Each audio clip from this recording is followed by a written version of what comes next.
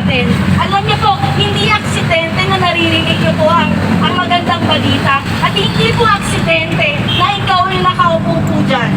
Dahil alam niyo po, bago pa kami po dumating dito, bago pa namin ito umpisahan, kami po ay nag-pray na po. Ang pinag-pray po namin, Lord, dalhin mo kami sa mga tamang tao na kung saan ikaw yung hinahanap.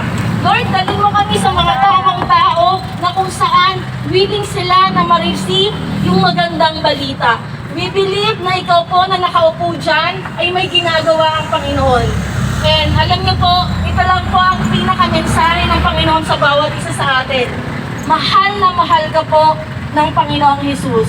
Na kahit anong mangyari sa mga pinagdaanan mo, nung pagkabata mo hanggang sa ngayon, hindi ka pinabayaan ng Panginoon. Dahil alam niyo po ang Panginoon, He is a powerful God. Ang Panginoong Jesus ay kontrolado niya po ang lahat ng mga bagay. At alam niyo po, nagtataka po ba tayo kung bakit ang baby kapag ipinanganak, hinahampas po ang puwet? Kasi po, yun, kailangan niya po umiyak para malaman na siya ay buhay.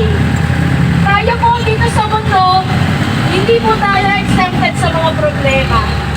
Alam niyo po, ang problema ay ginagamit ng Lord para tayo ay mapalapit sa Kanya. Kaya nga po, ang baby hinahampas ang puwet para po malaman na siya ay buhay. Ibig sabihin po, sa mga problema natin, yan po ay indikasyon na tayo ay buhay. Kasi kung wala na po tayong problema, ibig po sabihin nun, hindi na po tayo buhay.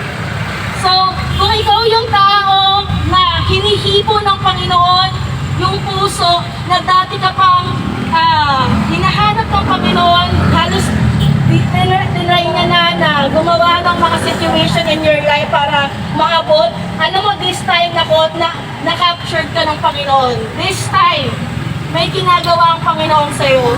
And this time, alam mo, ito na yung time para magkaroon ng personal relationship sa Kanya.